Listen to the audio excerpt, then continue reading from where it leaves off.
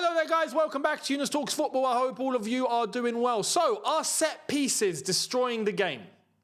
Has football gone down the drain because everyone is now turning to long throws, quick, let's just fall down and get the free kick? Everyone is trying to get a set piece because it's been working for Arsenal, and now they are reminiscent of the old Stoke sides, for example, under Tony Pulis, where that would be their only way forward. Is football in England, is the Premier League, is it suffering because of that? Well, this is where we're going to have a bit of a discussion because I want to get your thoughts on it. Personally, let me be completely honest. I think there's two sides to the coin here. I don't think it's as black and white as people think, right? And I think what has happened here is people trying to find a solution to the overall problem, and they have failed. And I'll explain that in a bit, but to give some context, we've had Arne Slot, the Liverpool coach, come out talking about how most Premier League matches, are no longer a joy to watch because so many teams are dependent on set pieces. And he's described it as a new reality of top-flight football in England, with games increasingly stop-start due to a greater focus of dead ball situations. And he's not wrong. He's not wrong. But I know I'm going to get maybe some of you that are saying, oh, but hang on, didn't we want, the game was gone. Didn't we want to see some long throws again? Didn't we want to see, some good old classic football sort of... Back in the day, we used to have long throws. We used to have high crunch tackles. We used to have, all these 4-4-2, lump it forward, like all that sort of stuff.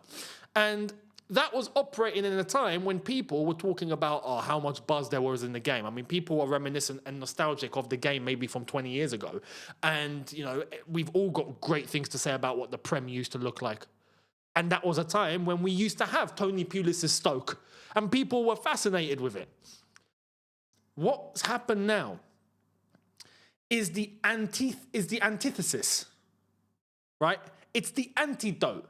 It's the kryptonite, should I say, to what Pep and his football was when it was basically on the mainstream. And it kind of to a level still is, but I think it's starting to diminish. That is not the solution. As much as I would love to see facets of the game from the past come back, I think the way that the game is looked at needs to change. There are limitations on the way that English football is played, and that is what's holding everything back. It isn't about just bring back the long throw, bring back the 30-yarder. Players don't have shots from distance anymore. Yeah, they don't. But this is all part of the overall reason. Let me ask you this question. Why is it that players don't take shots from distance as much and as frequently as they used to? And when I say that, don't get me wrong. There are some players, when they're in a certain space, they go for it. But there's some players when there's even like a little bit of a chance, and they just see the opportunity and they go, I'm going to hit it, I'm going to wallop it with the outside of my boot, and it's going to go curling and hit the post and go in. They don't do that anymore because they know if they attempt that, chances are, based on probability, it's very low. It's not going to go in. So I'm just going to pass sideways and try and create a chance that way. Why? Because their managers, and they're not even managers, their head coaches tell them to nowadays. It's not even managers anymore. Again, this goes back to the overall arching problem. What has happened that's caused all this in the first place? It's not that these little facets have just disappeared. It's because football as a whole has become robotic in England. Football in the Premier League has become robotic. It's become too systemized.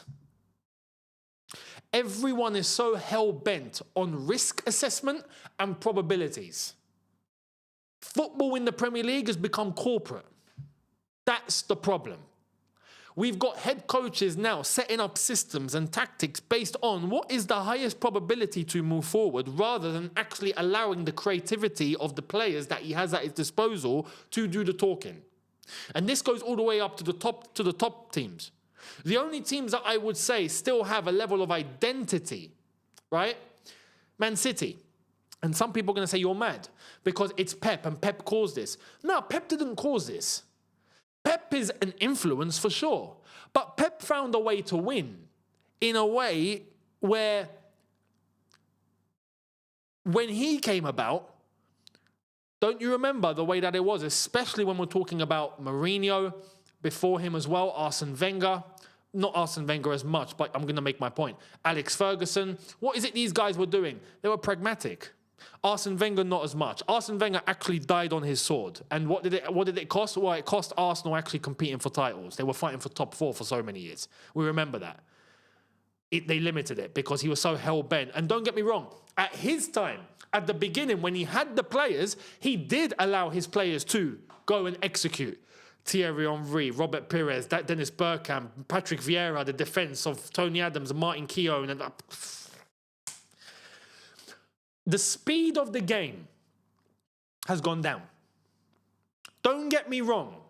The tempo of the game physically is quicker, right?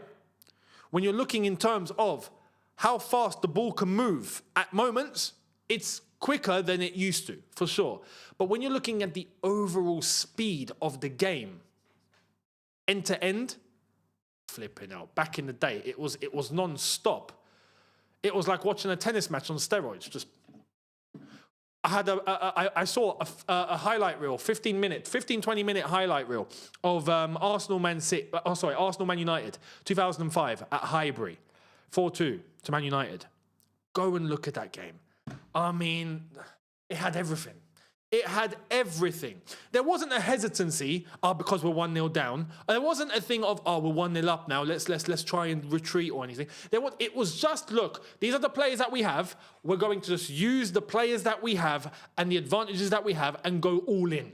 That's it. Right? So for Arsenal, it was a case of trying to move the ball in those central areas to get Dennis Bergkamp involved, to allow space for Thierry to run into, and it was just the combinations were flawless. But every time United were set up to try and contain that, they had players to hit on the break. Wayne Rooney, powerhouse. Cristiano Ronaldo, just ultimate speed. Who was playing? Was it Van Nistelrooy who was playing there as well? Ultimate box finisher. It was just...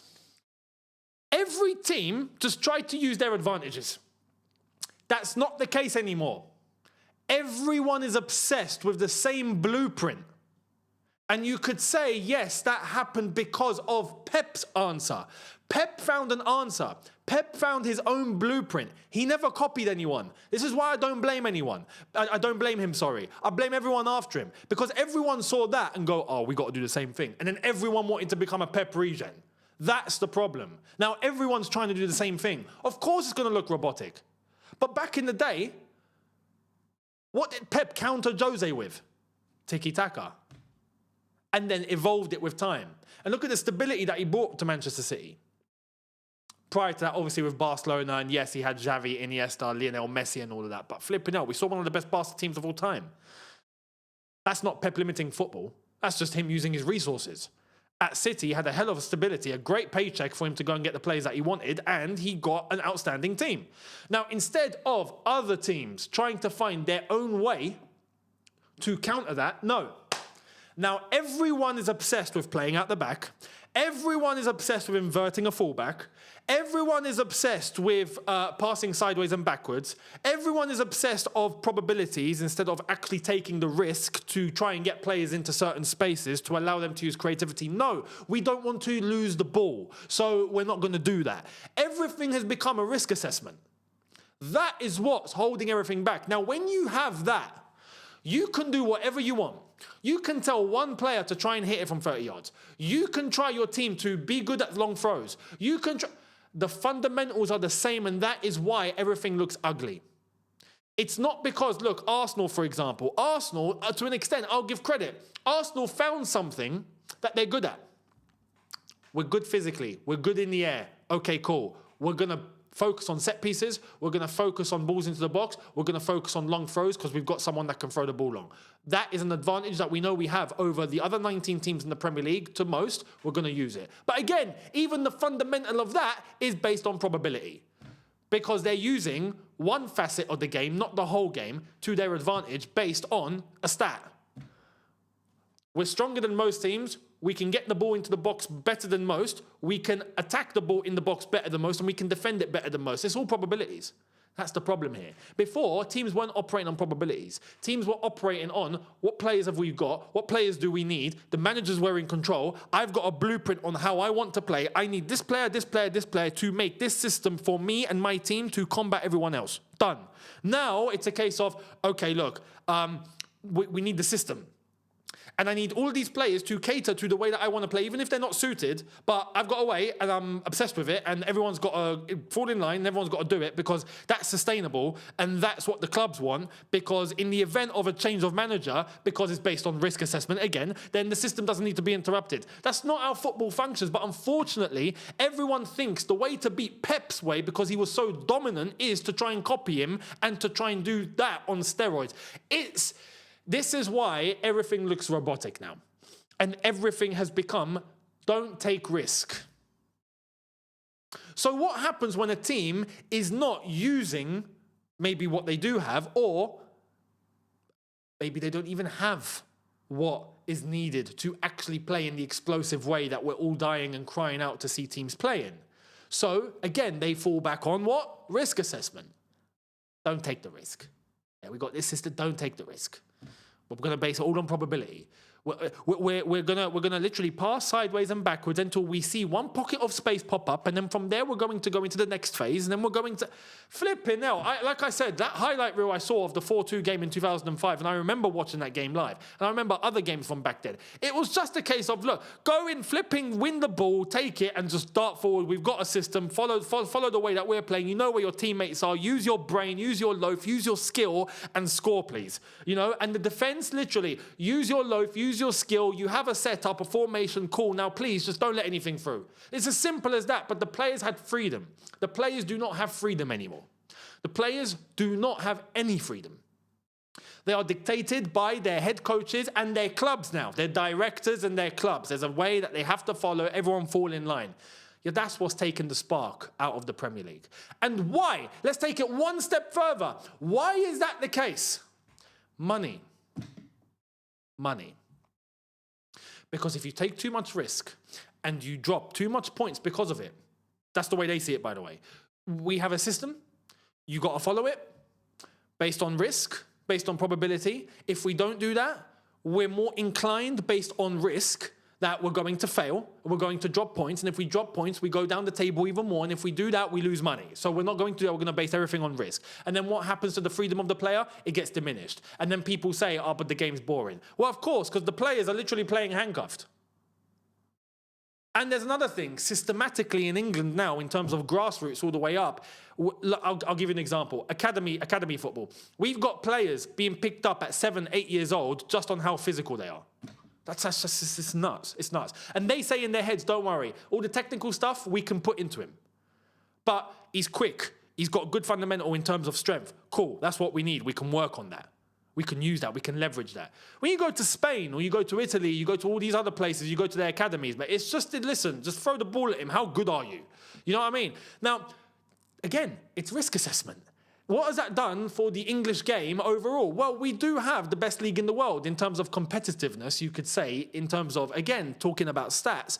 But in terms of the quality of what we used to have compared to what we have now, the drop-off has been absolutely incredible. But we're also the richest league in the world. There's a correlation here. The quality goes down when the money goes up. As simple as that. Imagine a graph and money going up, quality going down. The Premier League has become too mainstream. There's too much to lose now financially. We got to manage risk. It's as simple as that. And as a consequence of that, what that has led to is from the very top, filters all the way down now to coaches, to players, everyone's limited and everyone now thinks it's normal. And when they do find one thing, for example, like now that it seems revolutionary, okay, the long throw. It's not revolutionary, it should be part of the game. It should just be part of the game. But instead of utilizing the long throw and having a team that's defensively strong and knowing, you know what, we can just go, we can go all out. We got the players to be able to take the ball and just run with it. No, we don't do that anymore.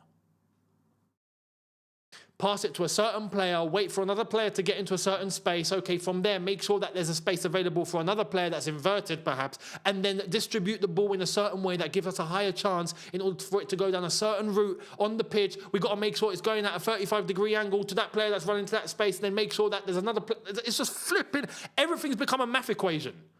That's the problem. Before, there was a spark because there was a certain element of life into the game. Players were free. Referees were not so... I mean, look, you can't even go in for a tackle now. But then when we look at it, why not? Okay, let's talk about that. Can't even go in for a proper tackle anymore because you get penalised. Well, why is it you think that players now have shin pads? They call it shin pads.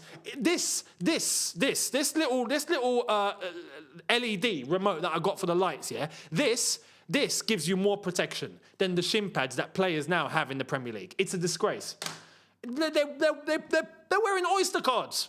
They're wearing Oyster cards in their shin pads. Mate, do you not remember the shin pads from back in the day where you had the fat shin pads that would protect your entire shin, the ankle protector so your ankle wouldn't snap in half, it would have a bit of coating, and then you go and tell that player going for a challenge, mate, he's going to go and break you. But he's going to go for the ball. He's going to take you, the ball, everything. And some people may say, yeah, no, but safety. What do you think the shin pad and the ankle protector was for? There's more players getting injured now than back in the day. It doesn't make any sense. Everything's gone backwards.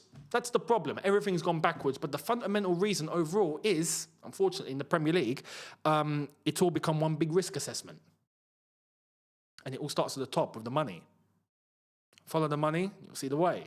So when we see teams like Arsenal now talking about set pieces, yeah, they're just using a strength. But fundamentally, that's not the problem. That's not the problem. The problem goes so much more deeper. So much more deeper in terms of it's a systematic problem that we now have within Premier League football. And you can say it's filtered down, not as much, but it's filtered down now to other divisions. You're starting to see elements of it in the Championship, a little bit going further down now. Again, nowhere near as much. I think you still get an element of the old school type of football and the old school feel in those divisions because there isn't enough money in there anyway. That's the whole point. When there's not much to protect, you get freedom. But it also goes to show why these teams get promoted. A lot of them go straight back down. I don't think we're going to get that this season, thankfully. But overall, I think it's a money game. And it's a systematic game now. So there we are. The development of football and where it's gone has become too scientific. It's become too corporate. It's become too manufactured. And because of that, it's taken the soul out. And because of that, there's other elements that have been removed from the game. And now we've got a spiritless sort of game. And that's why everyone's become robotic. And everyone's become a machine. And now we're getting AI and all of this. So don't expect it to get any better. Simple as that. Let me know your thoughts down below. Much appreciated. I want to hear your thoughts and your comments on what you think is wrong. Do you agree with everything I've said? Do you disagree with anything I've said? I'd love to know. Let me know down below. Do you think that the reason why there's no longer a joy to watch is because teams are just dependent on set pieces? Is it as simple as that? Or is it goes so much more deeper like I've just explained? Let me know your thoughts down below. Much appreciated. And I will catch all of you tomorrow for a brand new one. Make sure you're here, subscribe, notification bell on. I'll see you then. Take care, people, and peace.